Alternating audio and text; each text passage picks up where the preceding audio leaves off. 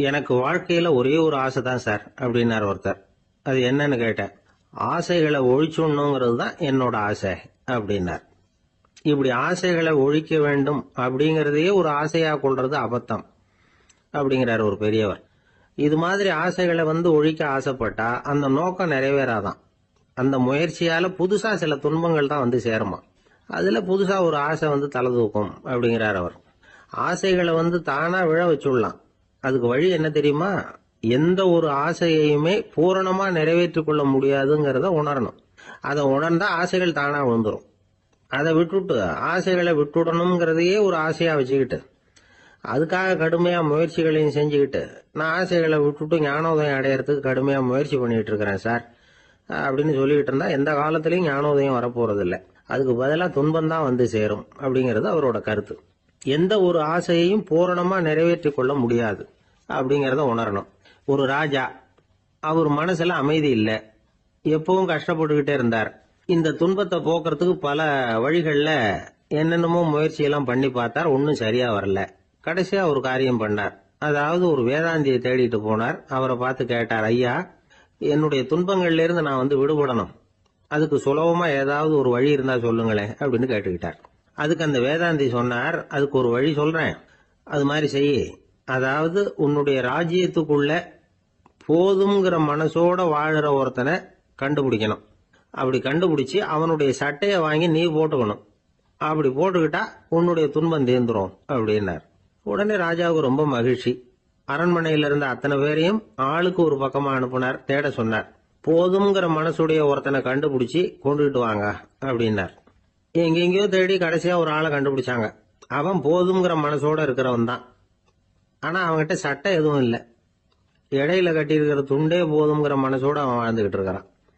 சட்டை இருந்தாவில்ல ராஜா வாங்கி மாட்டிக்க முடியும்.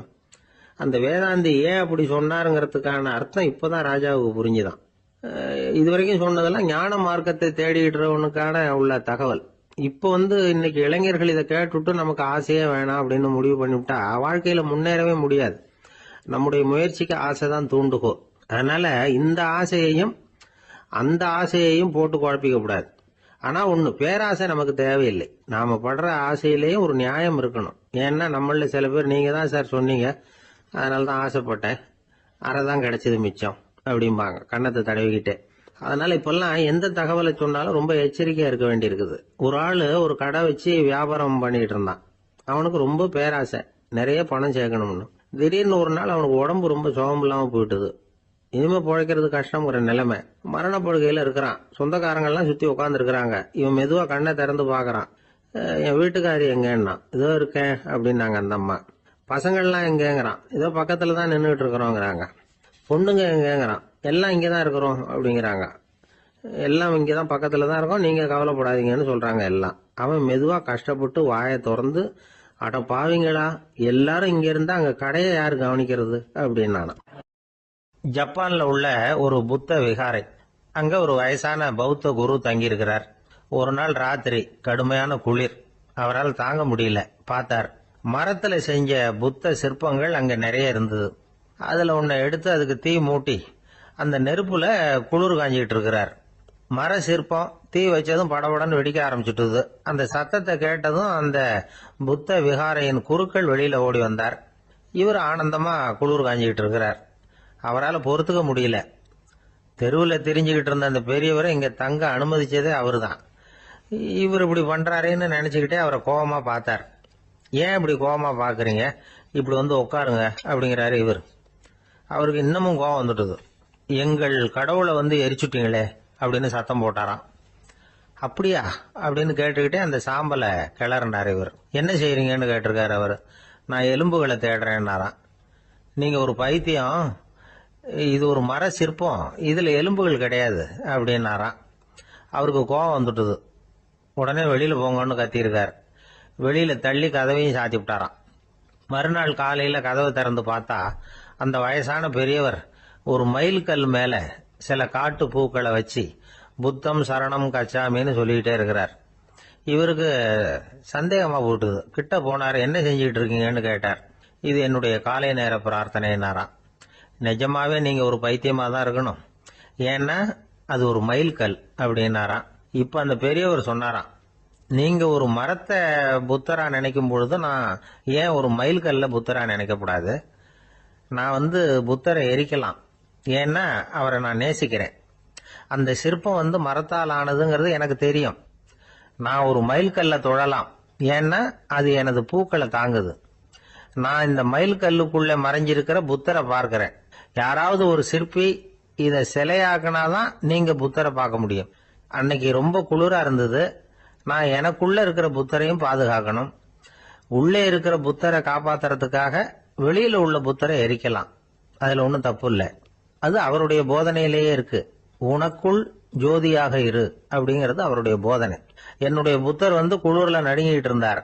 அந்த மர சிற்பங்கள் வெயில் மழையில உணர்ச்சி இல்லாம இருந்தது. அதனால அப்படி பண்ணினேன். ஆனா நீங்க என்ன பண்ணீங்க? நான் ஒரு மர புத்தரை எரிச்சதுக்காக உயிருள்ள புத்தரை வெளியில தள்ளி கதவை சாத்தினீங்க அப்படின்னாரா அந்த பெரியவர்.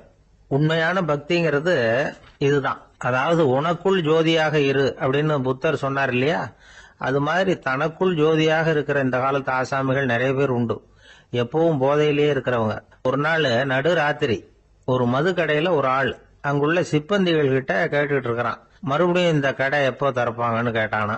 நாளைக்கு காலையில 8 மணிக்கு திறப்பாங்க அப்படின்னு நானா அங்க இருந்த ஆள். அவன் திருப்பி திருப்பி அதையே கேட்டுட்டு இருக்கான். இவனுக்கு பதில் சொல்லி சொல்லி அழுத்து போச்சு. அதான் சொல்றேன் ஐயா, நாளைக்கு காலையில வா அப்படின்னாங்களாம். அதுக்கு இவன், நான் வர்றதுக்காக கேட்கலையா, நேத்திக்கு வந்தவன் உள்ளேயே மாட்டிக்கிட்டேன், வெளியில போறதுக்காக கேட்டேன் அப்படின்னானா. ஒரு ரயில் போய்கிட்டு இருக்கு. அதுல ஒரு பெரியவர் பிரயாணம் பண்ணிட்டு இருக்கிறார். எதிரில் ஒரு பெரிய அதிகாரி, IAS ஆபீசர் உட்கார்ந்து இருக்கிறார். 2 பேருக்கும் முன்ன பின்ன அறிமுகம் இல்லை. அவர் வேற யாரோ, இவர் வேற யாரோ. ஒரே ரயில்ல பிரயாணம் பண்ணிட்டு இருக்கிறாங்க. அதுவும் எதிர்த்த இருக்கையில ஏதோ ஒரு நகரத்துல வண்டி நின்னுது. 2 பேரும் கீழே இறங்கினாங்க. பெரியவர் ஒரு ட்ரங்க் பெட்டியோட கீழே இறங்கினார். அந்த அதிகாரி கையில ஒரு சின்ன பெட்டி. அவர் அந்த சின்ன பெட்டியை கீழே வச்சுட்டு கூலி கூலின்னு கத்திக்கிட்டு இருந்தார். இந்த பெரியவர் பார்த்தார். ஐயா, இந்த பெட்டி மட்டும்தானா, இல்ல இன்னும் ஏதாவது இருக்குதா அப்படின்னு விசாரிச்சார். இப்ப அதிகாரி சொன்னாரு, இல்லைங்க இது மட்டும்தான் அப்படின்னு சொன்னார். இதுக்கு என்னத்துக்காக கூலி ஆள், நானே எடுத்துக்கிட்டு வரேனே வாங்க அப்படின்னு சொல்லி அந்த பெட்டியை இந்த பெரியவர் கையில் எடுத்துக்கிட்டாரு. எடுத்ததும் 2 பேரும் பேசிக்கிட்டே நடந்து வராங்க.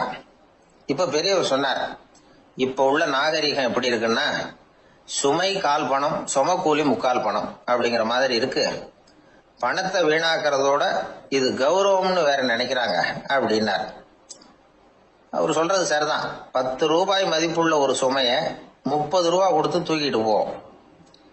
நாமே அதை தூக்கினா நமக்கு கௌரவ குறைச்சல் அப்படின்னு நினைப்போம். இதுதான் நம்ம நிலைமை.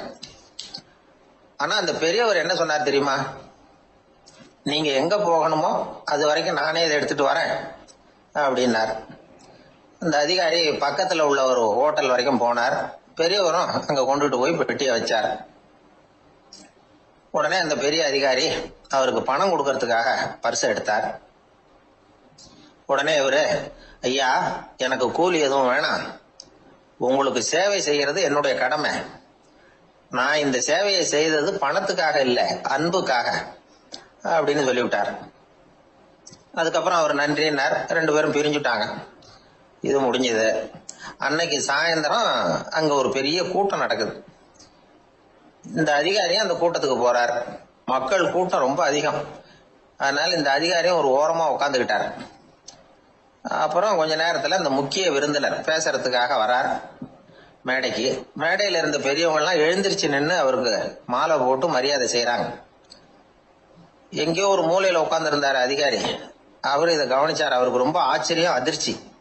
ஏன்னா அங்க பேச வந்த முக்கிய விருந்தினர் வேற யாரும் இல்ல, இன்னைக்கு காலையில இவர் பெட்டியை தூக்கிட்டு வந்தாரு பெரியவர், அவர் தான்.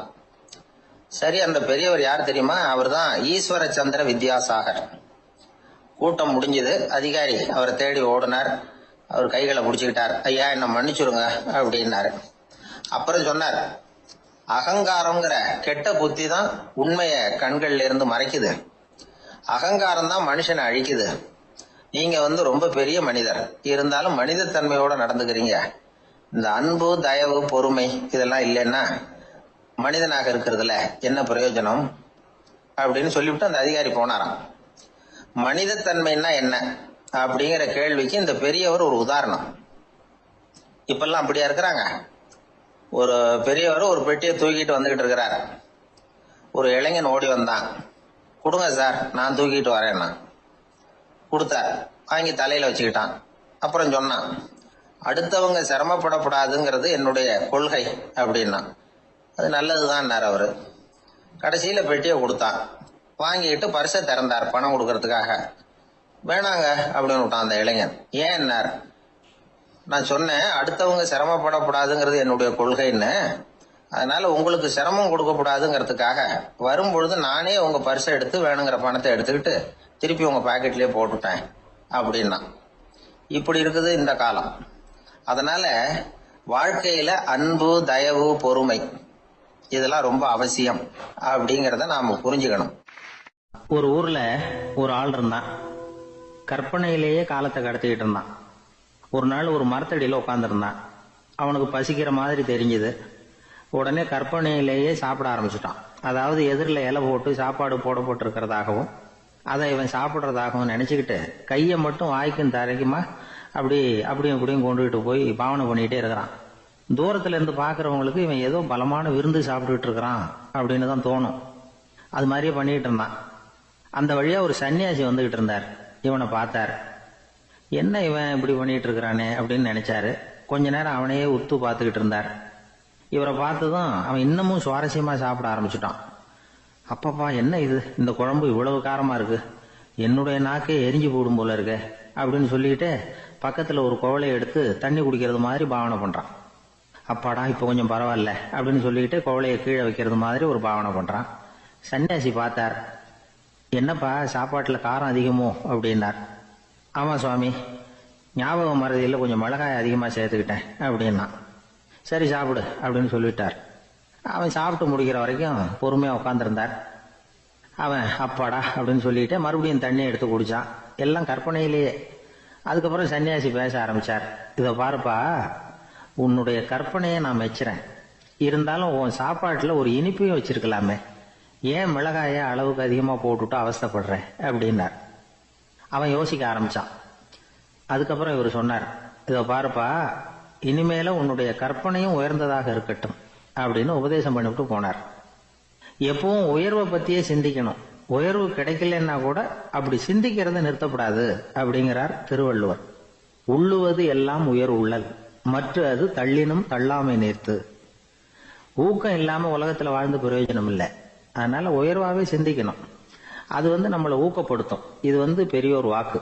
இந்த உலகத்துல கற்பனையிலேயே வாழ்கிற சில கஞ்சர்களும் உண்டு. அதாவது 2 கஞ்சர்கள், 2 பேரும் பக்கத்து பக்கத்து ஊர்ல இருந்தாங்க.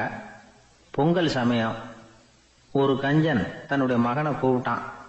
இதோ பாருப்பா, பக்கத்து ஊர்ல என்னுடைய நண்பன் ஒருத்தன் இருக்கிறான். அவனுக்கு பொங்கல் பரிசு ஏதாவது கொடுக்கணும். நான் ஒரு 4 ஆட்டுக்குட்டியை தரேன், நீ கொண்டுகிட்டு போய் கொடுத்துட்டு வந்து விடுறியா அப்படின்னு கேட்டான். சரி, நான் புள்ள ஒரு பைய கையில் எடுத்துக்கோன்னா. அவன் எடுத்துக்கிட்டான். இந்த ஆட்டுக்குட்டி பிடிச்சிக்கோ அப்படின்னு சொல்லி ஒவ்வொன்னா போடுறேன் பார் அப்படின்னு சொல்லிட்டு 1, 2, 3, 4 அப்படின்னு எண்ணிக்கிட்டே வெறும் சைகையாலேயே ஆட்டுக்குட்டியை பிடிச்சி போடுறது மாதிரி பாவனை பண்ணிட்டு இருக்கிறான். அவன் பிள்ளையும் அது ரொம்ப அக்கறையா வாங்கிக்கிறது மாதிரி வாங்கிக்கிட்டு அந்த பைய தூக்கிட்டு அடுத்த ஊருக்கு போறான். இவன் அங்க போய் சேர்ந்த நேரத்துல அந்த கஞ்சன் ஊர்ல இல்ல, எங்கேயோ வெளியில போயிருக்கிறான். அவனோட புள்ள மட்டும்தான் வீட்டுல இருந்தான். இவன் அவன்கிட்ட, இதை பாரு, எங்க அப்பா உங்க அப்பாவுக்கு ஆட்டுக்குட்டி கொடுத்து அனுப்பியிருக்கிறாரு, பிடிச்சிக்கோ அப்படின்னு சொல்லி பாவனையிலேயே ஒவ்வொன்னா எடுத்து அவன்கிட்ட கொடுத்துட்டான். அவனும் வாங்கிட்டான் வாங்குறது மாதிரி. அப்புறம் சொன்னான், சரிப்பா, நானும் பதிலுக்கு ஏதாவது ஒன்னுகிட்ட கொடுக்கணும் இல்லையா, அதனால அந்த பைய புடி, ஒரு 10 எலுமிச்சம்பழம் தரேன், பதிலுக்கு அதை நீ எடுத்துட்டு போ அப்படின்னு சொல்லி கையாலேயே ஒவ்வொன்னா எடுத்து போடுறது மாதிரி பாவனை பண்ணிவிட்டான். அவனும் ரொம்ப நன்றி அப்படின்னு சொல்லிவிட்டு அதை வாங்கிட்டு போயிட்டான். கொஞ்ச நேரம் கழிச்சு வெளியில போயிருந்த அப்பங்காரன் திரும்பி வந்தான். உள்ள சொன்னான், அப்பா, உன்னோட நண்பர் அவருடைய மகன் மூலமா உனக்கு 6 ஆட்டுக்குட்டி கொடுத்து அனுப்பியிருந்தார். நானும் பதிலுக்கு ஒரு 10 எலுமிச்சம்பழம் கொடுத்து அனுப்பியிருக்கிறேன் அப்படின்னா. எப்படிடா கொடுத்தேன்னு கேட்டார் அப்பா. இப்படிதான் கொடுத்தேன்னு சொல்லி சைகையிலேயே காட்டினான். இதை பார்த்ததும் அப்பங்காரனுக்கு பயங்கரமா கோவம் வந்துட்டுது. பலார்னு அரைஞ்சுட்டான் பையனு. ஏன்பா அரைஞ்ச? 10 எலுமிச்சம்பழம் கொடுத்துட்டேனே அப்படிங்கிறதுக்காகவா அப்படின்னு கேட்டான். அது கூட பரவாயில்ல, நீ காட்டுற சைகையை பார்த்தா ஆரஞ்சு பழம் சைஸுக்கு இருக்குதே, அவ்வளவு பெருசா ஏன் கொடுத்த? அதுதான் எனக்கு கோபம் அப்படி. ஒரு ஏரி ஓரமா 2 பசங்க நடந்து போயிட்டு இருக்கிறாங்க. அதுல ஒருத்தன் பணக்கார வீட்டு பையன், இன்னொருத்தன் ஏழை. இவங்க 2 பேரும் போயிட்டு இருக்கிறாங்க. வழியில ஒரு இடத்துல ஒரு ஜோடி செருப்பு இவங்க கண்ணுல படுது. ஒரு விவசாயி அந்த செருப்பை அங்க விட்டுட்டு பக்கத்துல இருந்த ஏரியில கை காலை கழுவிட்டு இருக்கிறார். உடனே அந்த பணக்கார பையனுக்கு ஒரு ஐடியா. அவன் சொன்னானா, டேய், இப்போ ஒரு வேடிக்கை செய்யலாம். அந்த செருப்பு 2ஐயும் தூக்கி எட்டத்துல வீசி எரிஞ்சிருவோம். அந்த ஆள் வந்து பார்த்துட்டு செருப்பை தேடி அல்லாடுவான், அங்கேயும் இங்கேயும் ஓடுவான், திரு திருன்னு முழிப்பான். அதை பார்த்து நாம ரசிக்கலாம், நல்ல தமாஷா இருக்கும் அப்படின்னு இருக்கான். இப்படி சொல்லிவிட்டு அந்த செருப்புகளை தூக்கத்துக்கு போனானா. கொஞ்சம் பொறு அப்படின்னானா அந்த ஏழை பையன். ஏன்னு கேட்டிருக்கான் அவன். இப்போ அந்த ஏழை பையன் சொன்னானா, நீ சொல்றது ஒன்றும் வேடிக்கை கிடையாது. உன்னோட செருப்பு தொலைஞ்சா உன் அப்பா உடனே உனக்கு வேற செருப்பு வாங்கி கொடுத்துருவார். ஆனா அந்த ஆளுக்கு இந்த செருப்பு தொலைஞ்சதுன்னா வேற புதுசா வாங்கறதுக்கு வாயையும் வயத்தையும் கட்டி பணத்தை சேர்க்க வேண்டியிருக்கும். அதனால நான் ஒரு வேடிக்கை சொல்றேன், அது மாதிரி செய், அது இன்னமும் தமாஷா இருக்கும் அப்படின்னு நானா. எப்படி அது சொல்லுன்னு இருக்கான் அவன். செருப்பு 2ம் அது இருக்கிற இடத்துலயே இருக்கட்டும். உன் சட்டை பையிலிருந்து ஒரே ஒரு ரூபாய் நாணயத்தை எடு. அதை அந்த செருப்பு மேல அதோட குதிகால் பகுதியில வச்சுட்டு நாம 2 பேரும் அந்த மரத்துக்கு பின்னாடி ஓடி போய் மறைஞ்சு நின்னுக்குவோம். அப்புறம் பாரு வேடிக்கை அப்படின்னா. அதே மாதிரி 1 ரூபாய் காசு செருப்பு மேல வச்சுட்டு இவங்க 2 பேரும் மறைஞ்சு நின்னுக்கிட்டாங்க. கொஞ்ச நேரத்துல அந்த விவசாயி வந்தார். காலில் உள்ள மண்ணை தட்டிவிட்டு செருப்பை மாட்டுறதுக்காக போனார். அங்கிருந்த காசு கண்ணுல போட்டுட்டுது.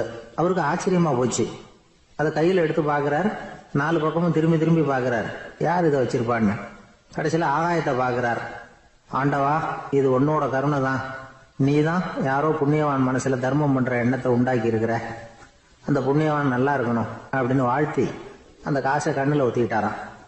மறைஞ்சிருந்து பார்த்துக்கிட்டு இருந்த ஏழை பையன் இப்படி சொன்னான், பாத்தியா, உன்னை புண்ணியவான்னு வாழ்த்தி விட்டு போறார் அந்த ஆள். அவருக்கும் சந்தோஷம், அதை பார்த்து நமக்கும் சந்தோஷம். உனக்கு 1 ரூபாங்கிறது ஒரு பெரிய விஷயம் இல்லை, ஆனா அதனால நமக்கு கிடைச்சிருக்கிற மகிழ்ச்சி ரொம்ப உயர்வானது அப்படின்னு நானும். வேடிக்கையும் கிண்டலும் இது மாதிரி அடுத்தவங்களுக்கு இடைஞ்சலா இல்லாம இருக்கணும் அப்படிங்கிறார் கலைவாணர். ஆனா பாருங்க, அவருக்கே இடைஞ்சலா வர்ற விஷயங்களை கூட அவர் வேடிக்கையா தான் எடுத்துக்கிட்டாராம். ஒரு தடவை ஒருத்தர் கலைவாணர்கிட்ட வந்து, ஐயா, என் குழந்தை செத்து போச்சு அப்படின்னு சொல்லி அழுதாராம். உடனே இவர் அவருக்கு 100 ரூபாய் பணத்தை கொடுத்து, இந்தாங்க அடக்கம் செய்யுங்க அப்படின்னு சொல்லி அனுப்பி வச்சாராம். 1 வருஷம் கழிச்சு மறுபடியும் அதே ஆள் வந்திருக்கார். இவர் மறந்துருப்பாருங்கிற நினைப்புல, அண்ணே என் குழந்தை இறந்து போச்சுண்ணே அப்படின்னாராம்.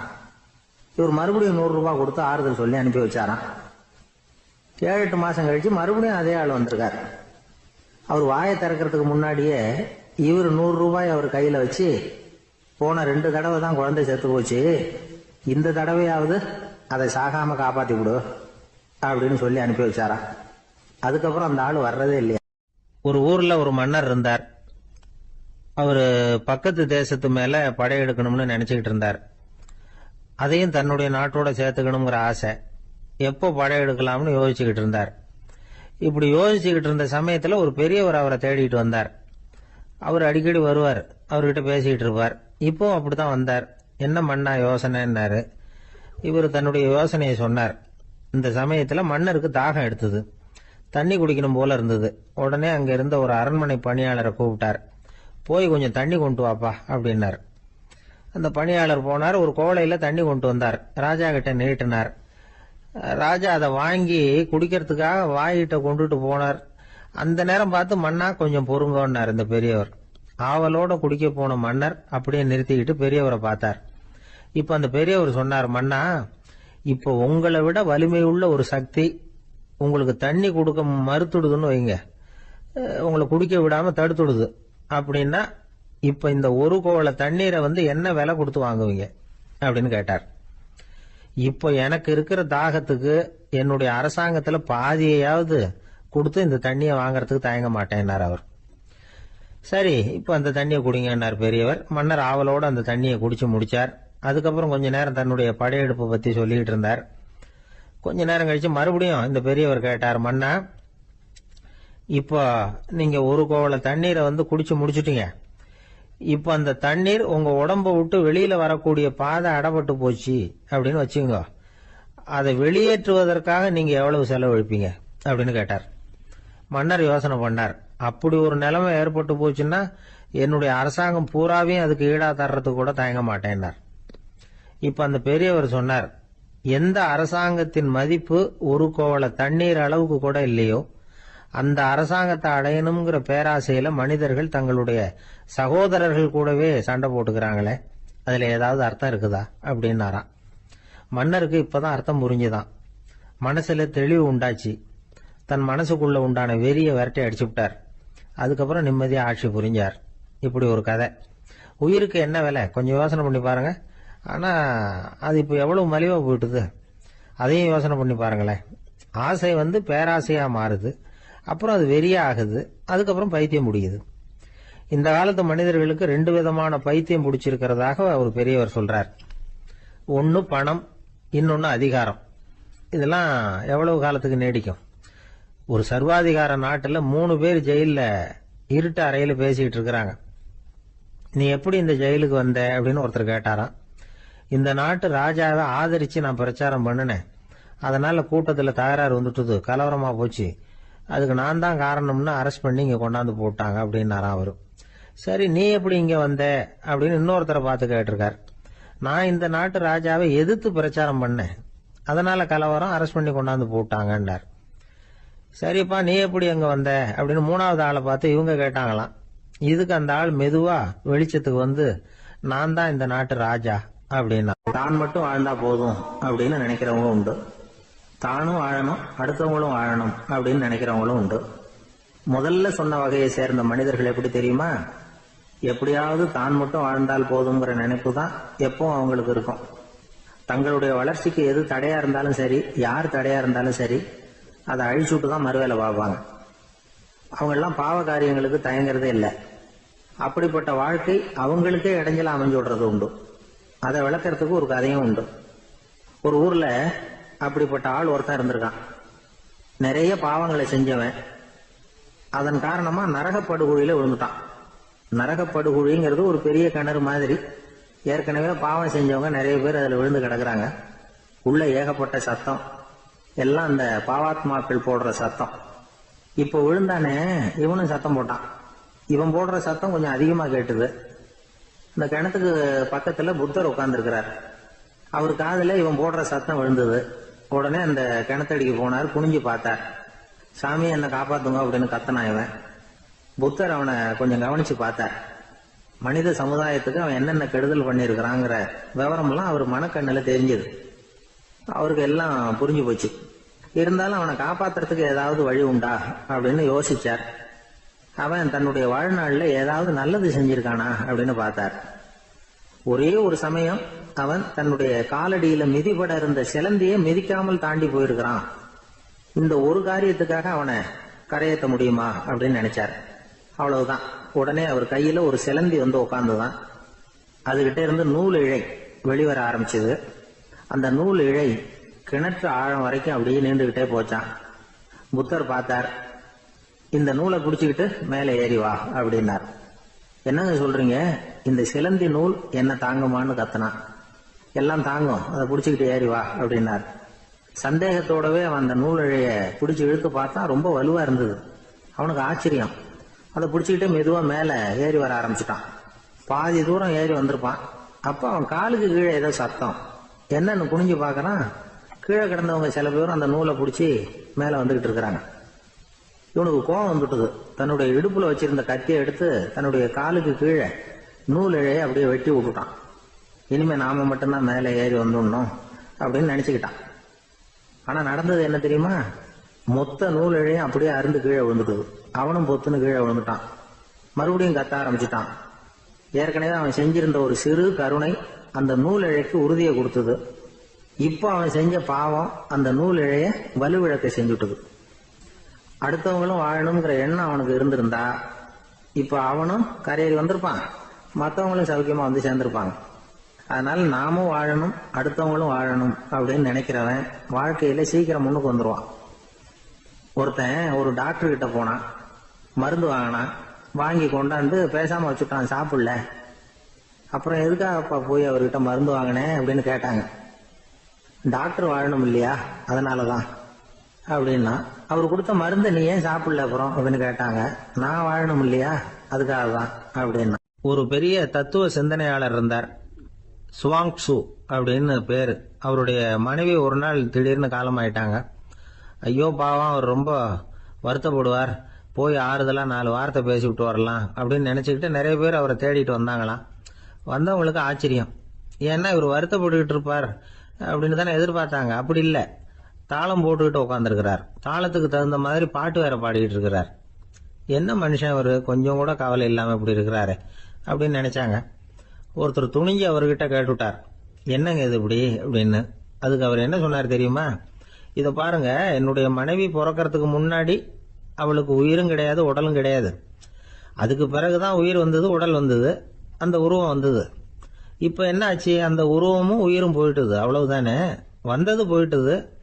இளவேனில் காலம், இலையுதிர் காலம், பனிக்காலம், இப்படி பருவங்கள் வந்து மாறி மாறி வருது இல்லையா? அது மாதிரி பிறப்பும் இறப்பும் மாறி மாறி வருது, இது இயற்கை. இதுக்காக அழுதா அது எப்படி அப்படின்னாராம். ஞான தெளிவு அடைஞ்சவங்களுக்கு எல்லாமே சுகம்தான். திருவள்ளுவரும் அதைத்தான் சொல்றார், உறங்குவது போலும் சாக்காடு, உறங்கி விழிப்பது போலும் பிறப்பு. தூங்குறதுக்கெல்லாம் நாம வருத்தப்பட்டுக்கிட்ட இருக்கிறோமா? இன்னைக்கு தூங்க வேண்டியிருக்குதே, இன்னும் கொஞ்சம் நேரத்தில் நான் தூங்க வேண்டியிருக்கு அப்படின்னு சொல்லி யாராவது அழுதுகிட்டு இருப்பாங்களா? அதனால் இந்த உலக வாழ்க்கையினுடைய இயல்பை வந்து யதார்த்தத்தை நாம தெளிவாக புரிஞ்சுக்கணும். அப்படி புரிஞ்சுக்கிட்டா நாம கவலை இல்லாமல் வாழ முடியும். ஒரு வயசான தாத்தா பாட்டி 60 வருஷத்துக்கு முன்னாடி அவங்களுக்கு கல்யாணம் ஆச்சு, ஒன்னாவே வாழ்ந்தாங்க, ஒன்னாவே இறந்து போனாங்க. இப்போ அவங்க 2 பேரும் சொர்க்கத்துக்கு போய் சேர்ந்தாங்க. அங்கே எல்லா வசதியும் இருந்தது. ஒரு பெரிய பங்களாவே இவங்களுக்கு ஒதுக்கி கொடுத்தாங்களாம். இதுக்கு எவ்வளவு வாடகைன்னு கேட்டார் தாத்தா. வாடகையெல்லாம் கிடையாது, இலவசம் அப்படின்னார் அங்க இருந்தவர். அந்த வீட்டுக்கு பின்னாடி ஒரு பெரிய புல்வெளி இருந்தது. இதுல விளையாட ஏதாவது கட்டணம் உண்டான்னு கேட்டிருக்காரு தாத்தா. அதெல்லாம் ஒன்றும் கிடையாது, பணம்லாம் கட்ட வேண்டியதில்லை அப்படின்னாரு அவரு. பக்கத்துல ஹோட்டல் மாதிரி ஒரு பெரிய கட்டடம், உள்ள சாப்பாட்டு மேஜைகள், அது மேல விதவிதமான பலகாரங்கள். சாப்பாட்டுக்கெல்லாம் எவ்வளவு அப்படின்னு விசாரிச்சாராம் தாத்தா. அதுதான் சொன்னேனே, இங்க எல்லாமே இலவசம்தான், எது வேணும்னாலும் சாப்பிடலாம், எவ்வளவு வேணும்னாலும் சாப்பிடலாம் அப்படின்னாரா. நீங்க சொல்றீங்க அப்படி, ஆனா நான் வந்து சர்க்கரை சேர்த்துக்க கூடாது, உப்பு சேர்த்துக்க கூடாது, பாட்டி கையால எப்பவும் பத்திய சாப்பாடு தான் அப்படின்னாராம் தாத்தா. இதை பாருங்க, இங்க உங்களுக்கு அந்த கவலையும் வேண்டியதில்லை. இங்க நீங்க ஸ்வீட்டு சாப்பிடலாம், காரம் சாப்பிடலாம், உங்களுக்கு எந்த நோயும் வராது அப்படின்னாராம் அங்க சொர்க்கத்துல இருந்தவர். இதை கேட்ட உடனே அந்த தாத்தா பக்கத்துல நின்ன பாட்டியை பார்த்து கத்தினாராம், அடி பாவி, எல்லாத்தையும் கெடுத்துட்டியே, நீ எனக்கு பத்திய சாப்பாடு போடாம கண்டதை திங்க விட்டுருந்தா 10 வருஷத்துக்கு முன்னாடியே நான் இங்க வந்து சேர்ந்திருப்பேனே அப்படின்னாராம். ராமகிருஷ்ணர் வாழ்ந்த காலத்துல நடந்த ஒரு நிகழ்ச்சி இது. அப்போ ஒரு ஓவியர் இருந்தாராம். அவருக்கு ஒரு ஆசை, ராமகிருஷ்ணர் படத்தை வரையணும், அதை அவர்கிட்டயே கொண்டுட்டு போய் காட்டி அபிப்பிராயம் கேட்கணும். இதுதான் அந்த ஓவியரின் ஆசை. உடனே ராமகிருஷ்ணர் படத்தை வரைஞ்சி முடிச்சார், அதை எடுத்துக்கிட்டு போனார். இவர் போன சமயம் அங்க ராமகிருஷ்ணர் சீடர்களோட உட்கார்ந்துருக்கிறார். விவேகானந்தர் அங்க இருக்கிறார். இந்த ஓவியர் கொண்டுகிட்டு போய் தான் வரைந்த ஓவியத்தை அவர்கிட்ட காட்டினார். ராமகிருஷ்ண பரமஹம்சரின் ஓவியத்தை ராமகிருஷ்ணர்கிட்டயே காட்டுறார். ராமகிருஷ்ணர் என்ன பண்ணார் தெரியுமா? அந்த படத்தை பார்த்தார். உடனே அது காலை தொட்டார். குருதேவருடைய இந்த செயல் சீடர்களுக்கு ரொம்ப வியப்பை உண்டு பண்ணிச்சு. சில பேர் மனசுக்குள்ளேயே ரொம்ப குழம்பி போக ஆரம்பிச்சுட்டாங்க, என்ன இப்படி பண்றாருன்னு. என்ன இது, இது அவரோட படம், அவரே அவரோட படத்தின் காலை தொடுறார் அப்படின்னு யோசிச்சாங்க. சில பேர் ஒன்றும் புரியாம ஒருத்தர் பார்த்து சிரிச்சுக்கிட்டாங்க. அந்த இடத்துல சீடர்கள் மட்டும் இல்ல, சீடர் அல்லாத பல பேர் இருந்தாங்க. தன்னுடைய காலை தானே தொடர இவருடைய செயல் பற்றி என்ன நினைக்கிறது அப்படின்னு அவங்களும் குழம்பி போய் நிக்கிறாங்க. அந்த படத்தை வரைஞ்சி அவர்கிட்ட காட்டின அந்த ஓவியருக்கும் அதிர்ச்சி. இருந்தாலும் அவர் சீடர் கிடையாது, அதனால கொஞ்சம் துணிச்சலை வர வச்சுக்கிட்டு கேட்டார், என்னங்க இது, என்னால என்னுடைய கண்களையே நம்ப முடியல, இது உங்க சொந்த உருவப்படம், நீங்க உங்க சொந்த கால்களையே தொடறீங்க, இது எங்களுக்கு கொஞ்சம் சங்கடமா இருக்குதே அப்படின்னார். ராமகிருஷ்ணரின் கண்கள்ல ஆனந்த கண்ணீர் வழிஞ்சுதான். அவர் சொன்னாராம், இது என்னோட படம்ங்கிறது எனக்கு தெரியும், ஆனா இது என்னோட படம்ங்கிறதுனால நான் இதோட காலை தொடல. நீ என்னுடைய சமாதி நிலைய இந்த படத்துல படம் பிடிச்சு காட்டியிருக்கிற, அதனால அதோட காலை தொடறேன். சமாதி நிலையில யார் இருந்தாலும், அது என்னுடைய படமா இருந்தாலும் சரி அல்லது வேற யாருடைய படமா இருந்தாலும் சரி, படம் யாருதுங்கிறது முக்கியம் இல்லை. இதுல எது முக்கியம்னா அது தன்னை உணர்ந்த ஒரு உணர்நிலையின் படம். அப்படி இருக்கிறப்போ அதோட காலை நான் தொடணும். அதுக்கு நீங்க எல்லாரும் ஏன் சங்கடப்படுறீங்கன்னு எனக்கு தெரியல அப்படின்னாராம். இப்பதான் அங்க இருந்த சீடர்களுக்கும் மற்றவங்களுக்கும் விவரம் புரிஞ்சுதான். இதுக்கு முன்னாடி யாரும் செய்யாததை இவர் செஞ்சிருக்கிறார், ஆனா அவருடைய காரணம் ரொம்ப நியாயமானது அப்படிங்கறத உணர்ந்தாங்களாம். இதுவரைக்கும் ஆன்மீகத்துல சமாதி நிலை, அதாவது தன்னை உணர்ந்த நிலை பற்றி புரிஞ்சுக்கிட்டோம். இல்லறத்துல ஏற்படக்கூடிய சமாதி நிலை பற்றி உங்களுக்கு தெரியுமா? ஒரு அம்மா டாக்டர் கிட்ட வந்து சொன்னாங்களாம், டாக்டர், என் வீட்டுக்காரருக்கு உடம்புல ஏதோ கோளாறுன்னு நினைக்கிறேன். நான் எவ்வளவு நேரம் பேசினாலும் காதுல விழாதது மாதிரி உட்கார்ந்துருக்கிறார் அப்படின்னு ஆகலாம். அதுக்கு அந்த டாக்டர் சொன்னாராம், அம்மா, அது உடம்பு கோளாறு இல்ல, அது ஒரு பெரிய திறமை. கடற்கரை ஓரமா ஒரு பெரியவர் கையால மணலை கீறிக்கிட்டே உட்கார்ந்துருக்கிறார். என்னத்தையும் தேடிட்டு இருக்கிறது மாதிரி தெரிஞ்சது. மெதுவா கிட்டத்துல போய் என்னத்தை தேடிட்டு இருக்கிறீங்க அப்படின்னு கேட்டோம். அவரு சாவகாசமா நிமிர்ந்து பார்த்து நிம்மதியை தேடிட்டு இருக்கிறேன்னார். நாங்க ஒரு மாதிரி ஆயிட்டோம். இருந்தாலும் சமாளிச்சுக்கிட்டு, சார், மணல்ல வந்து கிழிஞ்சல் தான் கிடைக்கும், நிம்மதி கிடைக்காது அப்படின்னோம். சரி, இன்னைக்கு வசமா நம்ம கிட்ட ஒரு ஆள் மாட்டிக்கிட்டார் அப்படின்னு நினைச்சு அவர் பக்கமா போய் உட்காந்துக்கிட்டு கதை சொல்ல ஆரம்பிச்சிட்டோம். ஒரு பெரிய மன்னர் இருந்தார். அவருக்கு எல்லா வசதியும் இருந்தது. இருந்தாலும் ஒரே ஒரு குறை. அது என்னன்னா நிம்மதி இல்லைங்கிற குறை. அரண்மனையில தினமும் கலை நிகழ்ச்சி, நாட்டியம் எல்லாம் நடந்துகிட்டு தான் இருந்தது. இருந்தாலும் நிம்மதி இல்லை.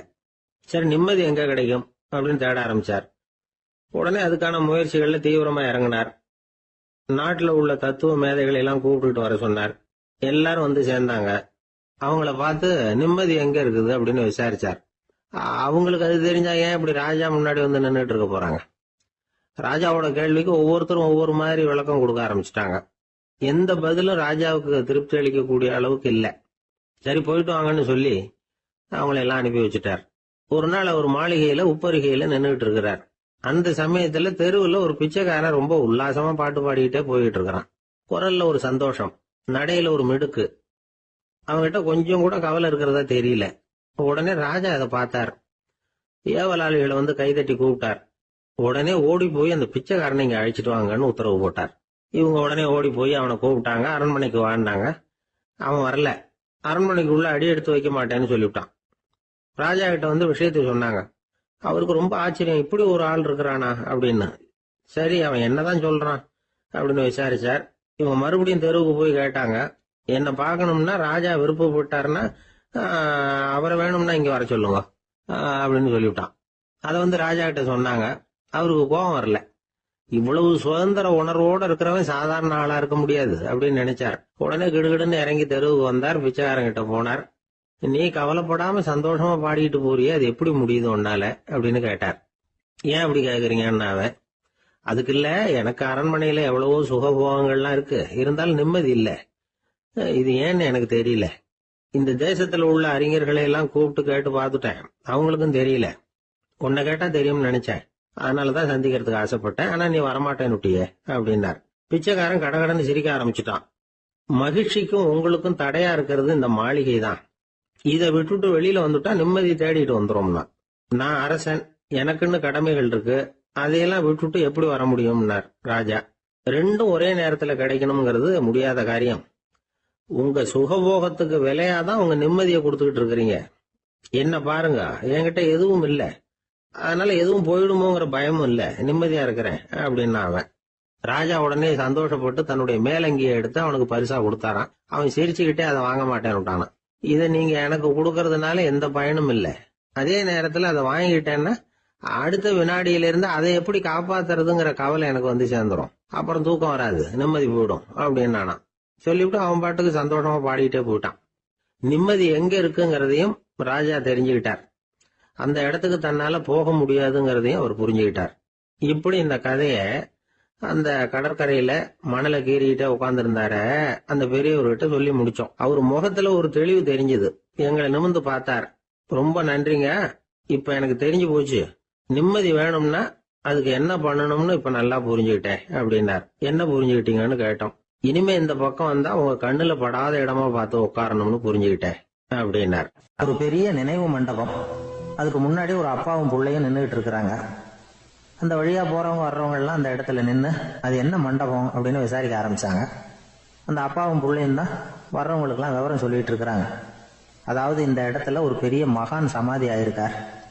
அவர் சமாதியான இடத்துல இந்த நினைவு மண்டபத்தை கட்டியிருக்கிறோம் அப்படின்னாங்க. ஊர் பூரா இந்த செய்தி பரவிச்சு. நிறைய பேர் அந்த இடத்தை தேடி வர ஆரம்பிச்சாங்க. இங்க வந்து கொஞ்ச நேரம் உட்காந்துட்டு போனா மனசுக்கு ஒரு நிம்மதி கிடைக்குது அப்படின்னாங்க. அங்க இருந்த உண்டியல்ல நிறைய காசு போட்டுட்டு போறாங்க. பணம் கிடுகிடுன்னு நிறைய சேர ஆரம்பிச்சுட்டுது. பணம் நிறைய சேர்ந்த உடனே அந்த அப்பாவுக்கும் பிள்ளைக்கும் தகராறு வந்துட்டுது. பணம் சேர்ந்தாலே சொத்து தகராறு வரத்தானே செய்யும். அது மாதிரி வந்துட்டுது. பையன் அடிக்கடி நிறைய பணம் கேட்க ஆரம்பிச்சான். அப்பா பார்த்தார், யோசனை பண்ணார், ஒரு முடிவுக்கு வந்தார். ஒரு நாள் பையனை கூப்பிட்டார். இதை பாருப்பா, நமக்குள்ள தகராறு வேணாம். அப்பாவும் பிள்ளையும் இப்படி சண்டை போட்டுக்கிட்டா பாக்குறவங்க தப்பா நினைப்பாங்க. அதனால நமக்குள்ள சமரசமா இதை தீர்த்துக்குவோம், என்ன சொல்ற அப்படின்னார் அப்பா. சரி நான் பையன். உடனே அந்த அப்பா என்ன பண்ணார் தெரியுமா? மகன்கிட்ட கொஞ்சம் பணத்தை கொடுத்தார். தன்கிட்ட இருந்த ஒரு கழுதையையும் கொடுத்தார். இதை வச்சு நீ பொழைச்சிக்கோ அப்படின்னு சொல்லி அனுப்பி வச்சுட்டார். மகன் அந்த கழுதையை எடுத்துக்கிட்டு அடுத்த ஊருக்கு போனான். வழியிலேயே அந்த கழுதை செத்து போச்சு. உடனே என்ன பண்ணலாம்னு யோசனை பண்ணான். ஒரு ஐடியா வந்தது. அந்த கழுதைய ஒரு சாலை ஓரமா புதைச்சான். கையில் இருந்த பணத்தை வச்சு அந்த இடத்துல ஒரு கல் மண்டபம் கட்டினான். அந்த வழியா 2 பேர் வந்தாங்க. இது என்ன மண்டபம்னு விசாரிச்சாங்க. இந்த இடத்துல ஒரு பெரிய மகான் சமாதி ஆயிருக்கிறார் அப்படின்னா. இந்த செய்தி ஊர் பூரா பரவ ஆரம்பிச்சுட்டுது. நிறைய பேர் வந்து போக ஆரம்பிச்சாங்க. இங்க வந்தா மனசுக்கு ஒரு பெரிய நிம்மதி கிடைக்குது அப்படின்னு வேற சொல்ல ஆரம்பிச்சாங்க. வர வர கூட்டம் அதிகமா வர ஆரம்பிச்சுட்டுது. உண்டியல்ல பணம் நிறைய சேர்ந்துட்டுது. நகையெல்லாம் கூட கழட்டி காணிக்கையா போட ஆரம்பிச்சுட்டாங்க. அப்பாவை விட மகன் பெரிய ஆளாயிட்டான். இதை கேள்விப்பட்டார் அப்பா. பையனை பார்த்துட்டு வரலாம்னு ஒரு நாள் புறப்பட்டு வந்தார். பையன் ஓஹோன்னு இருக்கிறான். பங்களா, காரு எல்லாம் வந்துட்டுது. எப்படிடா இந்த அளவுக்கு ஆனே அப்படின்னு விசாரிச்சார். அப்பா, எல்லாம் உங்க ஆசீர்வாதம் தான். நீங்க கொடுத்த மூலதனத்தை வச்சுதான் இவ்வளவும் சம்பாதிச்சேன் அப்படின்னு நான் பையன். அது எப்படிறான்னு விசாரிச்சார். அப்பா, நீங்க ஒரு கழுத குட்டியும் கொஞ்சம் பணமும் என்கிட்ட கொடுத்து அனுப்பி வச்சிங்க. அதை எடுத்துக்கிட்டு வந்தேன். வர்ற வழியில அந்த கழுதை செத்து போச்சு. உடனே யோசனை பண்ணேன். அந்த கழுதையை இந்த இடத்துல புதைச்சேன். கையில் இருந்த பணத்தை வச்சு மண்டபம் கட்டினேன். மகான் ஒருத்தர் சமாதி ஆயிருக்கார் அப்படின்னு வதந்தியை கிளப்பி விட்டேன். ஜனங்கள்லாம் ஏமாந்து போய் காசை கொண்டாந்து போட ஆரம்பிச்சிட்டாங்க. நான் பொழைச்சிக்கிட்டு இருக்கிறேன் அப்படின்னா. இப்பதான்டா நீ என் புள்ள அப்படின்னு சொல்லி சந்தோஷப்பட்டாரான் அந்த அப்பா. ஏன் அப்படி சொல்றீங்கன்னு கேட்டிருக்கான் பையன். கழுத குட்டியை புதைச்சி மண்டபம் கட்டி இருக்கிற நீ, ஏற்கனவே நம்ம ஊர்ல நாம கட்டி இருக்கிறோமே மண்டபம், அது இந்த கழுதையோட அம்மாவை புதைச்ச இடம். மகான் சமாதி ஆயிருக்காருன்னு நானும் சும்மா கப்சா தான் விட்டுக்கிட்டு இருக்கேன் அப்படின்னாரான் அப்பா. முட்டாள் ஜனங்களை நினைச்சு அந்த 2 பேரும் சத்தம் போட்டு சிரிச்சாங்களாம். மனுஷன் ஏமாத்துறது ரொம்ப சுலபம். என் கூட படிச்ச ஒருத்தன் திடீர்னு ஒரு நாள் எல்லாருக்கும் அருள் வாக்கு சொல்ல ஆரம்பிச்சுட்டான். அவன் ஒரு ஆபீஸ்லயும் வேலை பார்க்கறான். ஆபீஸ்ல உள்ளவங்க எல்லாம் அவங்ககிட்ட வந்து அருள் வாக்கு கேட்கறது வழக்கம். ஒரு நாள் நான் முன்னாடி போய் உட்காந்து பேசிக்கிட்டு இருந்தேன். அப்போ அதே ஆபீஸ்ல வேலை பார்க்குற ஒருத்தர் அவங்ககிட்ட வந்து, சுவாமி, என் மேஜையில வச்சிருந்த பேனா திடீர்னு காணாம போட்டுது, அது திரும்ப கிடைக்குமா எனக்கு அப்படின்னு கேட்டார். இவன் கண்ணை உருட்டி பார்த்துட்டு, அது உனக்கு கிடைக்காது, புதுசா வேற ஒன்று வாங்கிக்கப்போ அப்படின்னா. சரின்னு அவர் போயிட்டார். அவர் போனதுக்கு அப்புறம் நான் மெதுவா இவனை பார்த்து, அது எப்படிடா அது உனக்கு கிடைக்காதுன்னு அவ்வளவு உறுதியா அவர்கிட்ட சொன்னேன் அப்படின்னு கேட்டேன். இவன் மெதுவா என் காதுகிட்ட வந்து, அந்த பேனாவை கிளப்புனதே நான் தான் அப்படிங்கிறான். ஒரு ரயில் வேகமா போயிட்டு இருக்கு. அது ஒரு ரயில்வே ஸ்டேஷன்ல கொஞ்ச நேரம் நின்னுது. அப்போ அதுல ஒரு ஆள் ஏறினார். தலையில ஒரு மூட்டையை வச்சிருந்தார். மூட்டையை தலையில சுமந்துகிட்டே உள்ள வந்தாரு. மூட்டையை தலையில சுமந்துகிட்டே ஒரு இடத்துல உட்கார்ந்தார். ரயில் மறுபடியும் புறப்பட்டது. இவர் தன் தலையில இருந்த மூட்டைய கீழே இறக்கி வைக்கணும்ல, வைக்கல, சுமந்துகிட்டே வர்றார். எதிரில் உட்கார்ந்துருந்தவர் கேட்டார், ஏங்க ஏன் இப்படியே உட்கார்ந்து இருக்கிறீங்க தலையில மூட்டையை வச்சுக்கிட்டு, மூட்டையை கீழே இறக்கி வைக்கலாமே அப்படின்னார். வேணாங்க பாவம், தலையில இருக்கிற மூட்டையை இறக்கி ரயில்ல வச்சா ரயிலுக்கு பாரம் அதிகமா இருக்கும் அப்படின்னாரு அவரு. இப்படி ஒரு ஆளை பார்த்தா நமக்கு சிரிப்பு தான் வரும். ஏன்னா ரயிலுங்கிறது அந்த மூட்டையையும் சேர்த்து சுமந்துக்கிட்டு தான் போகுது. அவன் அந்த மூட்டையை தலையில வச்சிருந்தாலும் ஒண்ணுதான், தரையில வச்சிருந்தாலும் ஒண்ணுதான். அதனால ரயிலுக்கு எந்த மாற்றமும் ஏற்பட போறதில்லை. அதே மாதிரி தான் நம்ம மனமும். இதுவும் ஒரு தேவையில்லாத சுமை, அனாவசியமா சுமந்துகிட்டு இருக்கிறோம். இத கீழே இறக்கி வச்சுட்டா வாழ்க்கை பிரயாணம் சுகமா இருக்கும். ரயில் பிரயாணம் பண்ற அந்த ஆள் மூட்டையை சுமக்கிறான், வாழ்க்கை பிரயாணம் பண்ற நாம மனசை சுமக்கிறோம். இது ரெண்டுக்கும் எந்த வித்தியாசமும் இல்லை. மனசை கீழே இறக்கி வச்சுட்டா பாரம் இல்லாமல் வாழலாம், பறவைகள் மாதிரி பறக்கலாம், குழந்தைகள் மாதிரி கள்ளங்கபடம் இல்லாம வாழலாம். இந்த வெளி உலகத்துல நாம நிலை பெற்று இருக்கணும், வேரூன்றி இருக்கணும். அதே சமயம் நம்முடைய உள் வெளியில ஆன்மீக வாழ்க்கையில பாரம் இல்லாம இருக்கணும். அப்போ பறக்கணும், நதியை போல ஓடணும், மிதக்கணும். பயணம் சுகமா இருக்கும், களைப்பு தெரியாது, கவலை தெரியாது. ஒரு சீடன் போதி தர்மரை நாடி வந்தான். குருவே, நீங்கள் என்ன வெறுமையாக இருக்க சொன்னீங்க, நான் இப்ப மறுபடியும் வெறுமையானவன் ஆகிட்டேன், அதனால இப்ப என்ன செய்ய சொல்றீங்க என்ன அப்படின்னு சொல்லி நின்னான். உடனே அந்த குரு பக்கத்துல இருந்த ஒரு குச்சியை எடுத்து அவன் தலையில அடிச்சு, போய் அந்த வெற்றுத்தன்மையையும் வீசி எறிந்து விட்டு வா அப்படின்னார். நான் இப்போ காலியா இருக்கிறேன்னு ஒருத்தன் சொல்றான்னு வச்சுங்க, அது உண்மை இல்லை. ஏன்னா இன்னமும் அதுல நான்கிற எண்ணம் இருக்குது. எந்த சிந்தனையும் இல்லாம இருக்கிறது கடினம் தான். ஆனாலும் மனிதன் அதுல உள்ள நுட்பத்தை புரிஞ்சுக்கிட்டான்னா இவ்வளவு தூரம் தூக்கி சுமந்துகிட்டு வந்த அந்த மனதின் முட்டாள்தனத்தை அவனே பார்த்துட்டு சிரிப்பான். இதுதான் பெரியவங்க சொல்லி இருக்கிற ஆலோசனை. நம்மால் ஒருத்தன் தலையில ஒரு பெரிய மூங்கில் கூடையோட ரயில்ல உட்கார்ந்தான். கூடை தலையில இருந்தது, கீழே இறக்கி வைக்கல. எதிரில் இருந்தவர் கேட்டார், ஏங்க எதுக்காக அதை அனாவசியமா சுமந்துகிட்டே இருக்கீங்க, கீழே இறக்கி வைங்களேன்னார். இல்லைங்க, நான் வீட்டை விட்டு புறப்படும் பொழுதே என் பையன் சொல்லிவிட்டான், கூடைய தலையை விட்டு இறக்கப்படாதுன்னு அப்படின்னார். அவன் சின்ன பையன், விவரம் இல்லாம சொல்லியிருப்பான். இப்ப என்ன நேரில் வந்தா பாத்துக்கிட்டு இருக்கிறான், நீங்க இறக்கி வைங்கன்னார் அவர். அவன் நேரில் பாத்துக்கிட்டு இல்ல, இருந்தாலும் நான் இந்த கூடையை கீழே இறக்கி வச்சா அது அவனுக்கு தெரிஞ்சிரும் அப்படின்னாரு இவர். அது எப்படின்னார் அவர்.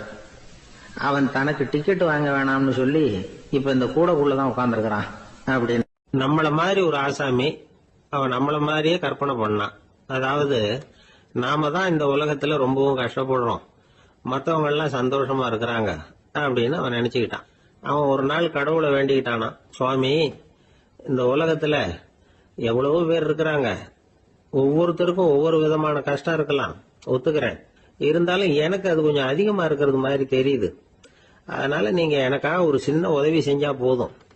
அது வேற ஒண்ணும் இல்ல, என்கிட்ட இருக்கிற துயரங்களை இன்னொருத்தர் யாருகிட்டயாவது கொடுத்துருங்க, அவர்கிட்ட இருக்கிற துயரங்களை என்கிட்ட மாத்தி கொடுத்துருங்க. ஒரு மியூச்சுவல் டிரான்ஸ்பர், அவ்வளவுதான். அப்படி பண்ணிவிட்டா போதும் அப்படின்னு வேண்டிக்கிட்டானா. அன்னைக்கு ராத்திரியே அவன் ஒரு கனவு கண்டிருக்கான்.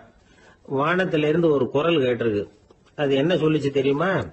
ஏ ஜனங்களே, எல்லாரும் அவங்கவங்க கஷ்டங்களை ஒரு பையில போட்டு எடுத்துக்குங்க. அப்படி எடுத்துக்கிட்டு நேரா இந்த ஊர் எல்லையில இருக்கிற கோயிலுக்கு சேருங்க அப்படின்னு அந்த குரல். ஆஹா, கடவுள் நம்ம பிரார்த்தனைக்கு செவி சாய்ச்சுட்டார் அப்படின்னு சந்தோஷப்பட்டான் இவன். உடனே என்ன பண்ணா, தன்கிட்ட இருந்த கஷ்டத்தையெல்லாம் ஒரு சாக்கு பையில போட்டு எடுத்துக்கிட்டான். வீட்டை விட்டு வெளியில வந்தான். தெருவுல இறங்கி நடக்கிறான். அங்க பார்த்தா ஏகப்பட்ட பேர் ஆளுக்கு ஒரு பைய தூக்கிக்கிட்டு கோயிலுக்கு போயிட்டு இருக்கிறாங்க. சில பேர் மூட்டையா கட்டி தலையில சுமந்துக்கிட்டு போயிட்டு இருக்கிறாங்க. இவன் பார்த்தான். இவனுக்கு ரொம்ப ஆச்சரியமா இருந்தது. ஏன்னா எல்லாரும் வச்சிருக்கிற பைய இவன் பைய விட பெருசா இருந்தது. இவன் பை தான் இருக்கிறதுலயே கொஞ்சம் சின்னதா தெரிஞ்சது. இப்ப அவன் மறுபடியும் சாமியை வேண்டிக்கிட்டான், கடவுளே, இப்ப உள்ள சூழ்நிலையை கவனிச்சா என்கிட்ட இருக்கிற பைய பரவாயில்லன்னு தோணுது. அதனால வேற பைய எதையும் மாத்த வேணாம், இதுவே பரவாயில்ல, இந்த பையோட திரும்பி வீட்டுக்கு போனா போதும்னு நினைக்கிறேன் அப்படின்னு ஏதோ நினைக்க ஆரம்பிச்சுட்டான் அவன். எல்லாரும் கோயிலுக்கு போய் சேர்ந்தாங்க. கோயில்ல அந்த குரல் மறுபடியும் கேட்டுது. எல்லாரும் அவங்கவுங்க பைகளை சோகத்துல தொங்க விடுங்க, திடீர்னு விளக்குகள் அணையும், மணி அடிக்கப்படும், அதுதான் அடையாளம். அந்த சமயத்துல இருட்டுல உங்களுக்கு வேண்டிய பைய நீங்க மாத்தி எடுத்துக்கலாம், தேர்ந்தெடுத்துக்கலாம். வெளிச்சம் இருக்கிறப்பவே உங்களுக்கு பிடிச்ச பைக்கு பக்கமா பார்த்து நீங்க நின்னுக்கலாம் அப்படின்னு சொல்லி விவரம் சொல்லிச்சான் அந்த குரல். அப்படி சொன்னதுக்கு அப்புறம் திடீர்னு விளக்கு அணைஞ்சுது, மணி அடிச்சுது. கொஞ்ச நேரம் கழிச்சு மறுபடியும் விளக்குகள்லாம் எரிஞ்சுது. இப்போ பார்த்தா எல்லாரும் அவங்கவங்க பையையே கெட்டியா புடிச்சிட்டு நிக்கிறாங்க. இவனும் அப்படியே நிக்கிறான். இவன் மெதுவா பக்கத்துல நிக்கிறவங்க கிட்ட கேட்டானா, ஏன் நீங்க பைய கையிலேயே வச்சிருக்கிறீங்க, செவுத்துல மாட்டலையா அப்படின்னு கேட்டிருக்கான். இல்லப்பா, நீ ஏன் கையிலேயே வச்சிருக்கிறியோ அதே காரணத்துக்காக தான் நாங்களும் வச்சிருக்கிறோம். நம்ம கவலைகளை பத்தி நமக்கு ஓரளவுக்காவது தெரியும். ஆனா மத்தவங்க கவலைகள் நமக்கு பரிச்சயம் இல்லாதவை, பழக்கம் இல்லாதது. அதனால நமக்கு தெரிஞ்ச கவலைகளை சமாளிக்கிறது சுலபம். தெரியாததை சமாளிக்கணும்னா மறுபடியும் ஆரம்பத்துல இருந்து ஆரம்பிக்கணும். அதனால பழைய நண்பர்களோட வாழறது தான் மேல் அப்படின்னு ஆனான். அதுக்கப்புறம் அவன் தன்னோட பைய போதும்னு வீட்டுக்கு திரும்பி வந்துட்டானான். இது ஒரு பெரியவர் சொல்லி இருக்கிற கதை. அதனால நம்ம கிட்ட இருக்கிற கஷ்டங்கள் தான் பெருசு, அதை இன்னொருத்தங்கிட்ட கொடுத்துட்டு மாத்திக்கலாம் அப்படின்னு நினைக்கிறது தப்பு. இதே மாதிரி இன்னொரு சம்பவம். ஒரு ஊர்ல ஒரு நாள் ராத்திரி ஆகாயத்தில இருந்து கடவுள் குரல் கேக்குது. இந்த ஊர்ல இருக்கிற ஜனங்கள்லாம் கொஞ்சம் கவனிங்க, உங்களுக்கு ஒரு செய்தி. அதாவது இங்க இருக்கிற ஜனங்கள்லயே கொஞ்சம் கூட கவலையே இல்லாத ஆள் யாருன்னு எனக்கு தெரியணும். அதனால எல்லாரும் அவங்க கவலைகளை ஒரு பையில போட்டு எடுத்துக்கிட்டு கோயிலுக்கு வாங்க அப்படின்னாரு கடவுள். உடனே வரிசையா எல்லாரும் வர ஆரம்பிச்சாங்க. எல்லார் கையிலயும் பை இருந்தது, சின்னதும் பெருசுமா. கவலையே இல்லாத ஆள் யாருன்னு தேடினார் கடவுள். ஒரே ஒரு ஆள் மட்டும் கையில எதுவும் இல்லாம வெறும் கையை வீசிக்கிட்டு ரொம்ப ஜாலியா நடந்து வந்துகிட்டு இருந்தான். கடவுள் அவங்ககிட்ட போனார். ஏன்பா உனக்கு கவலையே இல்லையா அப்படின்னு கேட்டார். எனக்கும் சில கவலைகள்லாம் உண்டு அப்படின்னு அவன். எங்க அதெல்லாம்னு கேட்டிருக்காரு கடவுள். பின்னாடி லாரியில வந்துகிட்டு இருக்கு அப்படின்னு அவன். ஒரு ஊர்ல ஒரு ராஜா இருந்தார். அந்த ராஜாவுக்கு ஒரு மந்திரி. ராஜா ரொம்ப நியாயமானவர், நேர்மையானவர், கண்டிப்பானவர். தப்பு செய்யறது யாரா இருந்தாலும் தண்டனை கொடுப்பார். வேண்டியவங்களுக்கு ஒரு நியாயம், வேண்டாதவங்களுக்கு ஒரு நியாயம்ங்கிறதெல்லாம் அவர்கிட்ட கிடையாது. ஒரு சமயம் அரசவையில் அந்த அமைச்சரே விதிமுறைகளுக்கு புறம்பா ஏதோ நடந்துகிட்டு இருக்கார். மன்னருக்கு கோவம் வந்துட்டுது. உடனே அந்த அமைச்சரை கிட்டத்தில் கூப்பிட்டு அவர் கன்னத்தில் ஓங்கி ஒரு அறை கொடுத்துட்டாராம். உடனே அந்த அமைச்சர் என்ன பண்ணார் தெரியுமா? நேராக போனார். அங்கே நின்றுகிட்டு இருந்த இன்னொருத்தர் கன்னத்தில் ஓங்கி அரைஞ்சார். அறை வாங்கினவர் திகைச்சு போயிட்டார். இவர் ஏன் நம்மளை அரைகிறார் அப்படின்னு யோசனை பண்ணார். மன்னரும் திகைச்சு போயிட்டார். நாம இவர் அரைஞ்சா அதுக்காக இவரு போய் இன்னொருத்தர் அரையணுமா அப்படின்னு யோசனை பண்ணார். இவருக்கு என்ன பைத்தியமானு கூட நினைக்க ஆரம்பிச்சுட்டார். ஆனா என்ன ஆச்சுன்னா, அப்புறம் அமைச்சர் அவர் கவனிச்சுக்கிட்டு இருந்தாரா, அவர் இன்னொருத்தர் அரைஞ்சார் இல்லையா, அந்த அறை வாங்கின ஆசாமியை பார்த்து கத்திக்கிட்டு இருந்தார். யாரு? அமைச்சர். ஏன்பா என்கிட்ட அறைய வாங்கிக்கிட்டு இப்படி விவரம் இல்லாம நின்றுட்டு இருக்கிறிய, நான் உனக்கு கொடுத்ததை நீ வேற யாருக்கிட்டையாவது கொடுத்துரு அப்படின்னார். உடனே அந்த ஆள் பார்த்தான். தனக்கு அடுத்தபடியா நின்றுகிட்டு இருந்தவன ஓங்கி ஒரு அறை அரைஞ்சான். அவன் கண்ணத்தை தடவிட்டே யோசனை பண்ணான். இது ஏதோ புரிஞ்சுக்கிட்ட மாதிரி அடுத்தாப்புல நின்றுகிட்டு இருந்தவன அரைஞ்சான். இப்படி இந்த அறை மாறி மாறி போயிட்டே இருக்குது. ஊரு பூரா பிரயாணம் பண்ண ஆரம்பிச்சுட்டுது. அன்னைக்கு ராத்திரி அந்த ராஜா படுக்கிறதுக்காக போனார். அந்த நேரம் பார்த்து அவர் கன்னத்துல பலார்னு ஒரு அறை விழுந்தது. நம்மளே அரையிறது யாரு அப்படின்னு அதிர்ச்சியோட மன்னர் திரும்பி பார்க்கறாரு. அரைஞ்சது அவரோட மனைவி. என்னாச்சு உனக்குன்னு கத்துனார் ராஜா. உங்களுக்கு தெரியாதா, ஊர் பூரா ஒருத்தர் மாத்தி ஒருத்தர் மூலமா இந்த அறை பிரயாணம் பண்ணிட்டு வருது அப்படின்னாங்க அந்த அம்மா. அப்படின்னா ஆரம்பிச்ச இடத்துக்கே வந்துட்டுதா அப்படின்னாராம் மன்னர். என்ன சொல்றீங்கன்னு கேட்டிருக்காங்க. இவர் விவரத்தை சொன்னாராம்.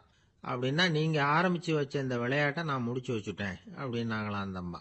மறுநாள் காலை மறுபடியும் அரசவை கூடிச்சு. அந்த அமைச்சர் மன்னரை பார்த்து கேட்டார். என்ன மகாராஜா, என்கிட்ட கொடுத்ததை திருப்பி வாங்கிட்டீங்களா அப்படின்னாராம். இப்படி நடக்கும்னு நான் எதிர்பார்க்கவே இல்லைன்னார் மன்னர். ஆனா நான் எதிர்பார்த்தேன். அது எங்க போயிட போகுது, ஊர் பூரா சுத்தி கடைசியில் உங்ககிட்ட தான் சேரும் அப்படிங்கிறது எனக்கு தெரியும் அப்படின்னாராம் அமைச்சர். இந்த கதை வேடிக்கையா இருந்தா கூட இதுல உள்ள கருத்து முக்கியமானது. இந்த உலகத்துல பல கருத்துக்கள் இப்படிதான் மாறி மாறி சுத்தி வந்துகிட்டே இருக்குது. நம்மாலும் ஒருத்தன் தன்னுடைய நண்பன் ஒருத்தனை கடத்தெருவில் பார்த்தான். உடனே ஓடி போய் பலார்னு ஒரு அறை கொடுத்தானா. அவன் கண்ணத்தை தடவிட்டு ஏன்டா என்ன அரைஞ்சேன்னு கேட்டிருக்கான். நீ ஏன்டா என்ன முட்டாள்னு என் மனைவிட்ட போய் சொன்னேன் அப்படின்ட்டு இருக்கான் அவன். உன்னை ஒரு முட்டாள்னு சொன்னதுக்காகவா நீ என்ன அரைஞ்ச அப்படின்னு கேட்டிருக்கான் இவன். டேய், நான் அதுக்காக அறையலப்பா, அது ஒரு பெரிய ரகசியம். நான் முட்டாளுங்கிறது அந்த ரகசியத்தை நீ ஏன் எங்க வீட்டுல போய் சொன்னேன், அதுக்காக தான் அரைஞ்சேன் அப்படின்னு நான் அவன். ஒரு சிகை அலங்கார கூடம். ரொம்ப சுறுசுறுப்பா எல்லாரும் வேலை செஞ்சுட்டு இருக்கிறாங்க. முடிவெட்டிக்க வந்திருக்கிறவங்க நிறைய பேர். எல்லாரும் வரிசையா உட்காந்துருக்கிறாங்க. அந்த சமயத்துல திடீர்னு கதவை திறந்துக்கிட்டு ஒருத்தர் உள்ள வர்றார். அவர் ஒரு பெரிய மனிதர். அவரும் முடி வெட்டிக்கிறதுக்காக தான் உள்ள வந்திருக்கிறார். அவரை பார்த்த உடனே அங்க வரிசையில் உட்காந்துருந்தவங்க எல்லாரும் எழுந்திருச்சு அவர்கிட்ட வந்துட்டாங்க. அவரை சுத்தி நின்றுட்டாங்க. எப்படி இருக்கிறீங்க, நல்லா இருக்கீங்களா அப்படின்னு விசாரிக்க ஆரம்பிச்சுட்டாங்க. எல்லாம் முடிஞ்சதும் வந்தவர் கேட்டார், வரிசையில கடைசியா இருக்கிறவர் யார் அப்படின்னு கேட்டார். ஏன்னு கேட்டாங்க. நான் அதுக்கு அடுத்தபடியா உட்காரணும், அதுக்காக தான் கேட்கறேன் அப்படின்னார். உடனே அங்க இருந்தவங்க எல்லாம் என்ன சொன்னாங்க தெரியுமா? நீங்க வரிசையில காத்திருக்க கூடாது, நீங்க அரசாங்கத்தின் தலைவர், உங்களுக்கு நேரம் முக்கியம், அதனால நீங்க முன்னாடி போங்க அப்படின்னு சொன்னாங்க. ஆனா அதை அவர் கேட்கல. தோழர்களே, உங்களுடைய கருத்துக்கு ரொம்ப நன்றி. எல்லாரும் வரிசையா தான் வரணும், அதுதான் முறை. வரிசையில வரணுங்கிற நடைமுறையை நானும் பின்பற்ற விரும்புறேன். நாம எல்லாரும் சமமானவர்கள் அப்படின்னார். இப்படி சொல்லிவிட்டு வரிசையில கடைசியா இருந்த ஒரு நாற்காலியில போய் உட்காந்துக்கிட்டார். தன் சட்டை பையில இருந்த ஒரு செய்தித்தாளை எடுத்தார், படிக்க ஆரம்பிச்சிட்டார். ஆனா அங்க இருந்தவங்களால இதை பார்த்துக்கிட்டு சும்மா இருக்க முடியல. ஒருத்தர் எழுந்திருச்சு வந்தார். ஐயா, இப்ப என்னுடைய முறை வந்திருக்குது, நான் தான் போக வேண்டிய முறை. உங்களை இங்க காத்திருக்க வைக்கிறத விட ஒரு 5 ஆண்டுகளுக்கு கூட நான் முடிவெட்டிக்காமே இருந்துட முடியும் அப்படின்னார். அவர் மறுபடியும் சொன்னார், ஐயா, நீங்க வரிசை முறையை தாண்டி போக விருப்பப்படல, சரி, ஆனா என்னுடைய முறையை மாத்தி கொடுக்கறதுக்கு எனக்கு முழு உரிமை இருக்குது. இதுக்கு பதிலா உங்களுடைய கடைசி இடத்தை நான் எடுத்துக்கிறேன், இதை நீங்க மறுக்க முடியாதுன்னார். அங்க இருந்த மற்றவங்களும் இதை ஒரு மனசா வற்புறுத்த ஆரம்பிச்சுட்டாங்க. அந்த பெரிய மனிதர் பார்த்தார், சரின்னு கடைசியா ஒத்துக்கிட்டார். அவர் யார் தெரியுமா? அவர் தான் மாவீரர் லெனின். ரஷ்யாவில் கிரெம்ளின் சிகை அலங்கார கூடத்துல தான் இது நடந்தது. எல்லாரும் இந்நாட்டு மன்னர்கள்னு வாயளவுல பேசுறதுல என்ன பிரயோஜனம்? நாம எல்லாரும் சமம்ங்கிறத நடைமுறையில கடைபிடிச்சு காட்டினவங்க கொஞ்சம் பேர் தான். அவங்கள ஒருத்தர் தான் லெனின். வரிசையில நின்று வர்றதுங்கிறது ஒரு சிறந்த பண்பு, உயர்ந்த பண்பு.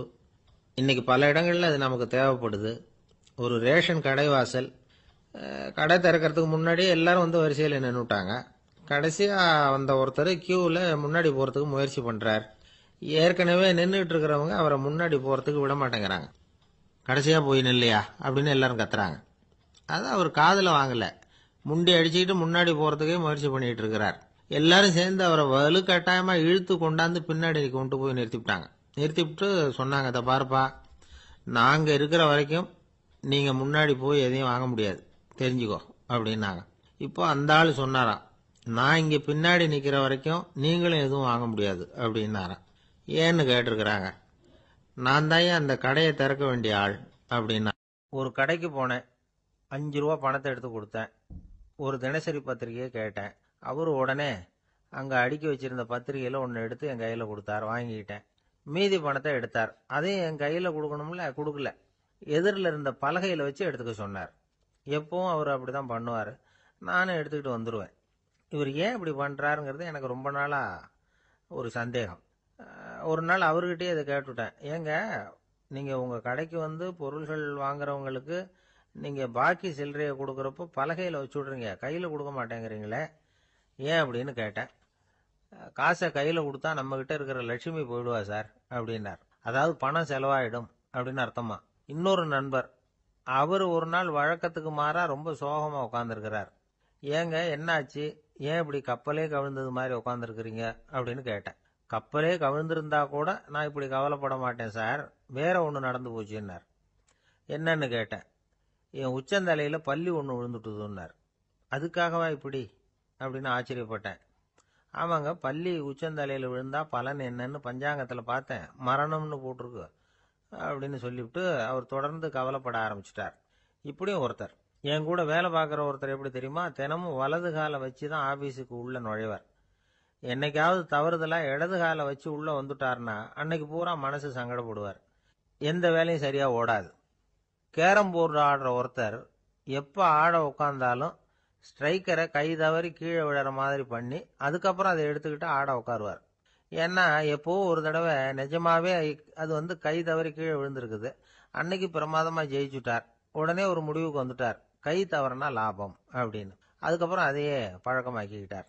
பூனை குறுக்க போனா சகனம் சரியில்லைன்னு நினைக்கிறவங்க உண்டு. ஆனா ஒருத்தர் எப்படி தெரியுமா, அவர் வெளியில கிளம்புற சமயம் பக்கத்து வீட்டு ரேடியோவில் மியாவ் மியாவ் பூனை குட்டின்னு பாட்டு சத்தம் கேட்டா கூட போதும், சகனம் சரியில்லைன்னு பிரயாணத்தை கேன்சல் பண்ணி விடுவார். இப்ப இவ்வளவு எதுக்கு சொல்றோம்னா, அளவுக்கு மீறின சகுன நம்பிக்கைகள் இருக்கு பாருங்க, இதோட பயமும் சேர்ந்துக்கிட்டதுன்னு வச்சுக்கோங்க, இது ஒருத்தருடைய மனநிலையை பாதிச்சிடும். இது உளவியல் நிபுணர்கள் சொல்ற கருத்து. வாழ்க்கையே தடுமாற வச்சிரும். பாதுகாப்பு இல்லாத உணர்வு, ஒரு விதமான டிப்ரெஷன் மனநிலை, இதெல்லாம் தான் இதுக்கு காரணமா அமையலாம். சில பேர் காய்கறி நறுக்க கத்திய கையில் எடுத்தா கூட நேரம் சரியா இருக்கா அப்படின்னு பார்த்துட்டு தான் வேலையை ஆரம்பிக்கிறது வழக்கம். அறிவு தான் மனசுக்கு வாத்தியாரா இருக்கணும். அப்பதான் வாழ்க்கை நிம்மதியா இருக்கும். அறிவு மனசு சொல்றபடியெல்லாம் கேட்க ஆரம்பிச்சுட்டுதுன்னா இடைஞ்சல் தான். ஒருத்தருக்கு 7ஆம் நம்பர் தான் ராசியான நம்பராம். 7ஆம் தேதி தான் எந்த காரியத்தையும் ஆரம்பிப்பாராம். 7 எழுத்து வர்றது மாதிரி பேரை மாத்தி வச்சுக்கிட்டார். 7 மணிக்கு தான் தினமும் எழுந்திருப்பார். 7ஆம் நம்பர் வீட்டில் தான் குடியிருக்கார். கல்யாணம் கூட 7ஆம் தேதி தான் பண்ணிக்கிட்டார். அவர் ஒரு நாள் குதிரை பந்தயத்துக்கு போனாராம்.